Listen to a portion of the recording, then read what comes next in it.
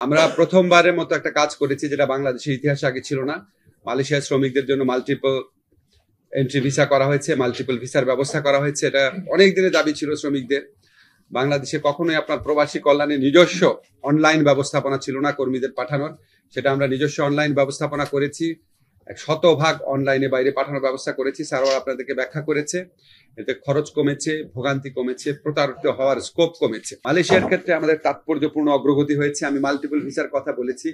আমরা লাস্ট যে সফরে গিয়েছিলাম মাননীয় প্রধান উপদেষ্টার নেতৃত্বে, সেখানে ওনারা আমাদেরকে প্রতিশ্রুতি দিয়েছেন যে আপনার গ্র্যাজুয়েট প্লাস একটা ভিসার ব্যবস্থা করবেন। গ্র্যাজুয়েট প্লাস কনসেপ্টটা হচ্ছে ওখানে যারা গ্র্যাজুয়েশন করতে যাবে বাংলাদেশের ছাত্রছাত্রীরা, গ্র্যাজুয়েশন করার পর ওনারা 1-2 বছর ওখানে চাকরি করার সুযোগ পাবেন। এইভাবে যারা চাকরি করার সুযোগ পায় তারা ভালো পারফরমেন্স দেখালে ওখানে দীর্ঘমেয়াদে চাকরির সুযোগ পায়, এবং এই সুবিধাটা অল্প কয়েকটা দেশকে মালয়েশিয়ান সরকার দেয়। তো আমাদেরকে ওনারা নিশ্চয়তা দিয়েছেন এটা করে দিবেন। এখনো সিদ্ধান্ত দেন নাই, কিন্তু এর আগে যে নিশ্চয়তাগুলো দিয়েছেন এগুলি যেহেতু ওনারা পালন করেছেন, কাজে আমরা আশা করতে পারি এটাও দ্রুত হয়ে যাবে। মালয়েশিয়ার যে আপনার প্রধানমন্ত্রী আছেন উনি আমাদের প্রধান উপদেষ্টাকে অত্যন্ত সম্মান করেন। উনি বন্ধু ওনারা। উনি আমার মনে আছে আমরা যখন ফিরে আসবো, মানে ফিরে আসার সময় লাউঞ্জে যখন স্যার একটু ওয়েট করছিলাম জাস্ট 5-10 মিনিট, এর মধ্যে উনি মালয়েশিয়ার প্রধানমন্ত্রী আবার ফোন করলেন। ফোন করার পর স্যারের সাথে কথা হলো। তারপর স্যার ফোনটা রাখার পর খুব খুশি মনে বললো যে কালকে আনোয়ার ইব্রাহিম সাহেব ফোন করেছিল, তো কালকে ওনারা ইয়েতে বসবে, ক্যাবিনেট মিটিং এ বসবে, আমাদের কি জন্য কি কি দেওয়া যায় ওই ব্যাপারে সিদ্ধান্ত নেওয়ার জন্য। তো এইসব জেস্টার থেকে আমরা বুঝতে পারি ইনশাল্লাহ গ্রাজুয়েট প্লাসও আমরা পেয়ে যাব। তারপর আপনারা জানেন মালয়েশিয়াতে আমাদের যারা শ্রমিক ছিল, যারা যেতে পারে নাই, তাদের মধ্যে থেকে প্রায় 8,000 জন শ্রমিকের প্রথম স্তরে ওনারা নিচ্ছে। আপনারা প্রশ্ন করতে পারেন যে বাকিরা না কেন? কারণ আমরা যখন কাগজপত্র চেক করে দেখলাম যে কাট অফ ডেট যে ছিল 31 মের মধ্যে ভিসা এবং বিমানের টিকিট ছিল 7,900 জন মানুষেরই, বাকিদের ছিল না। তো ওনারা তারা এন্টাইটেল না, কারণ ওনার তো ভিসা ছিল না। উনি তো বলতে পারে না যে তোমরা কাট অফ ডেট দিছো দেখে আমরা যেতে পারি নাই। ওনার তাদের নিজেদেরই ভিসা ছিল না, প্লেনের টিকিট ছিল না, মানে তাদের যাওয়ার ব্যাপারে আমরা অতটা অগ্রগতি করতে পারিনি। 7,900 জনের ব্যাপারে অগ্রগতি হয়েছে। ওনারা বয়েসেলের মাধ্যমে নিতে রাজি হয়েছেন। আমাদের কার্যক্রম শুরু হয়েছে। মালয়েশিয়া আজকে আপনার খবর পেয়েছেন যে শ্রম বাজার উন্মুক্তকরণের পদক্ষেপ নেওয়া হয়েছে। আপনারা সবাই আপনাদের মনে প্রশ্ন থাকে যে মালয়েশিয়ার সিন্ডিকেটের ব্যাপারে কি হলো না হলো। আপনাদেরকে আমি ক্যাটাগরিক্যালি বলতে চাই, আমরা মালয়েশিয়ার সাথে যত আলোচনা হয়েছে, এর আগে জয়েন্ট ওয়ার্কিং গ্রুপের আলোচনা হয়েছে, আমাদের আরও ছিল, সম্ভবত সালে ভাইও ছিল, আমরা ক্যাটাগরিক্যালি বলেছি আমাদের সব রিক্রুটিং এজেন্টদেরকে সুযোগ দাও। এবারও গিয়েছি, বলেছি সব রিক্রুটিং এজেন্টকে সুযোগ দাও। মনোপলি হলে শ্রমিকরা প্রতারিত হয়, যাওয়ার খরচ বেড়ে যায়।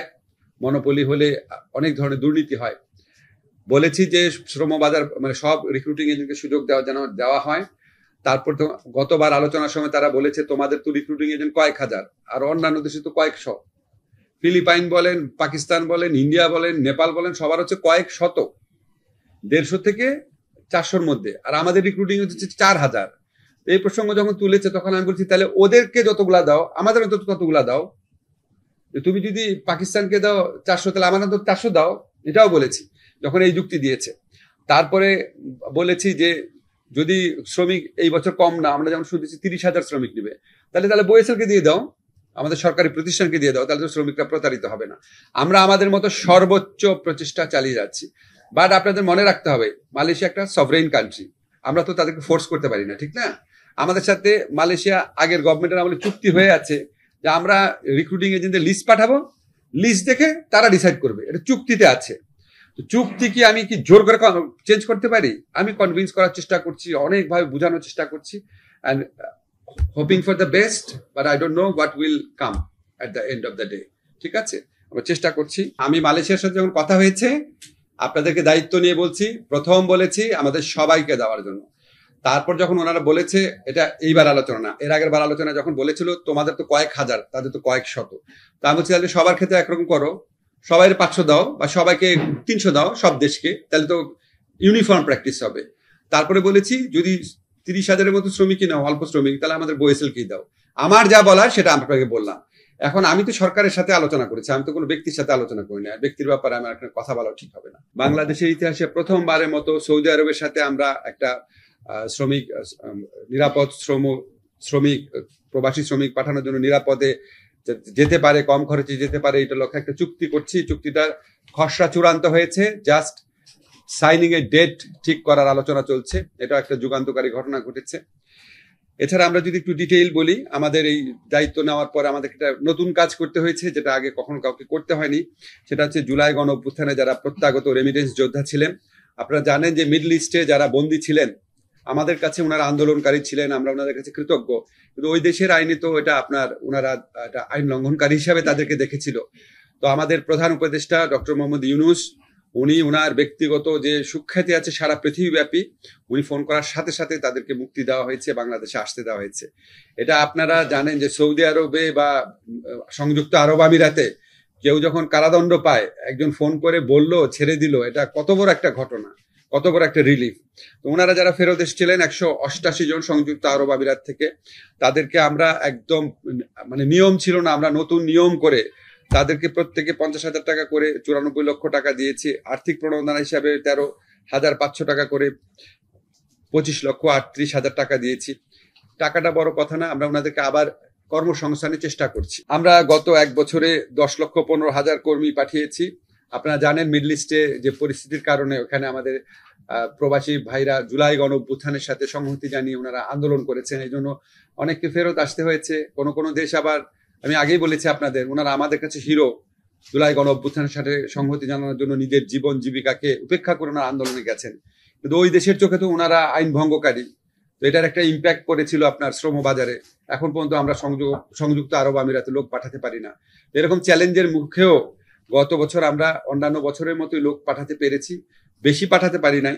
বয়েসেলের মাধ্যমে একটু বেশি পাঠিয়েছি, সরকারিভাবে 4% মতো বেশি পাঠিয়েছি, কিন্তু টোটাল সংখ্যা তেমন একটা বাড়ে নাই, বরং বলতে পারেন আগের চেয়ে সামান্য কমেছে। কিন্তু এরপরও আমাদের প্রবাসী ভাইরা আমাদের প্রতি যে ভালোবাসা, আমাদের প্রতি যে সহযোগিতাটা অব্যাহত রেখেছেন আগের চেয়ে অনেক বেশি।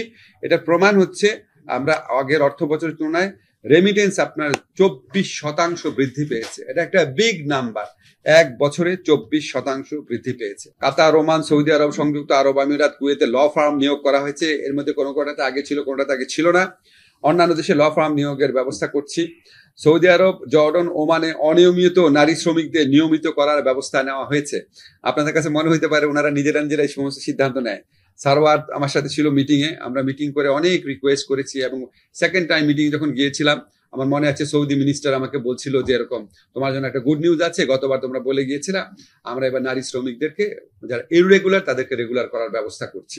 সৌদি আরবে যারা জেলে আটক ছিল বিভিন্ন কারণে, মানে জুলাই গণ অভ্যুত্থান সাথে জড়িত না, বিভিন্ন কারণে, আমি সৌদি আরবের যে স্বরাষ্ট্রমন্ত্রী ছিল অনেক রিকোয়েস্ট করেছিলাম তাকে যে তুমি আমাদেরকে ছেড়ে দাও। তো উনি আমাকে বলেছিল বিবেচনা করবে। 1876 জনকে ওনারা ছেড়ে দিয়েছে সৌদি আরবের সাথে কথা বলার পর। তারপরে আপনার প্রবাসী কল্যাণ ব্যাংকে আমরা কিছু কাজ করেছি, এখন প্রায় সরাসরি রেমিটেন্স পাঠাতে পারছে ওনারা। ওয়েজ আর্নার যে বন্ড আছে সেটার ঊর্ধ্বসীমা তুলে দেওয়া হয়েছে।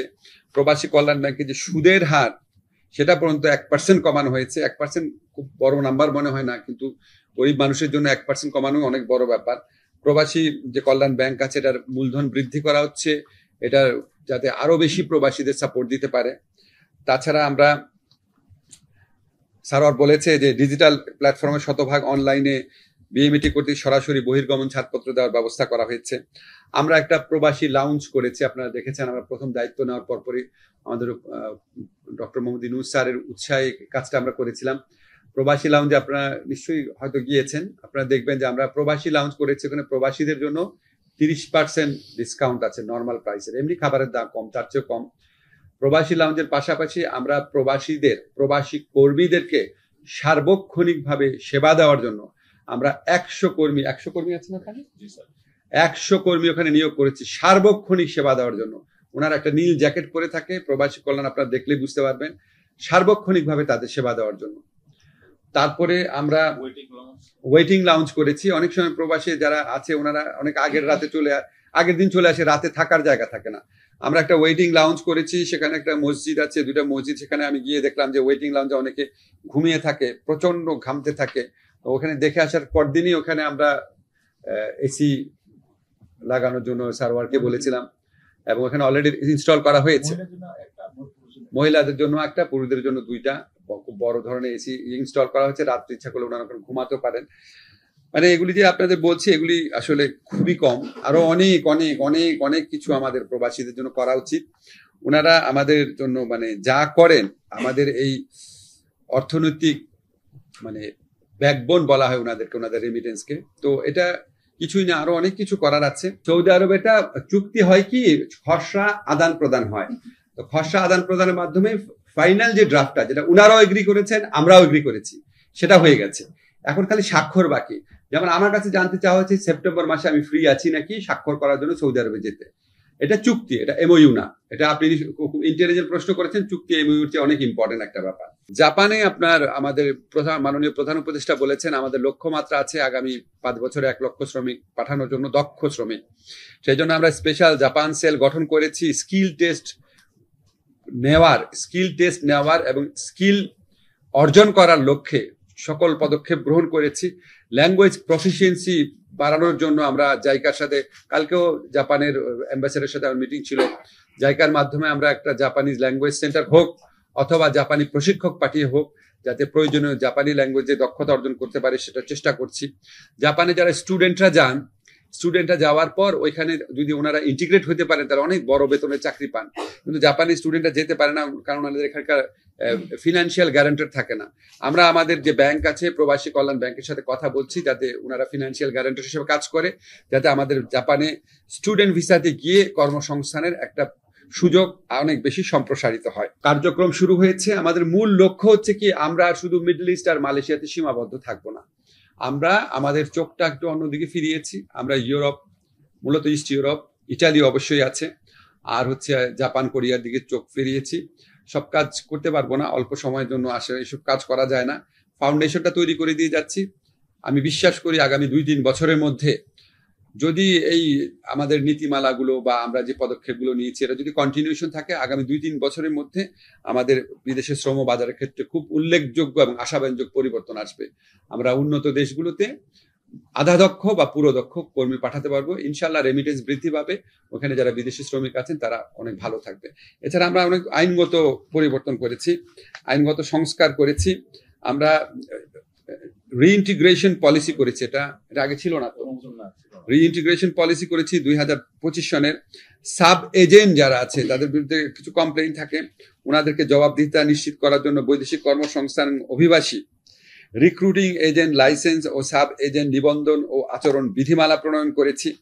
এছাড়া নিয়োগ অনুমতি প্রক্রিয়া দ্রুত সহজ করার জন্য বৈদেশিক কর্মসংস্থান অভিবাসী বিধিমালা সংশোধন করা হয়েছে।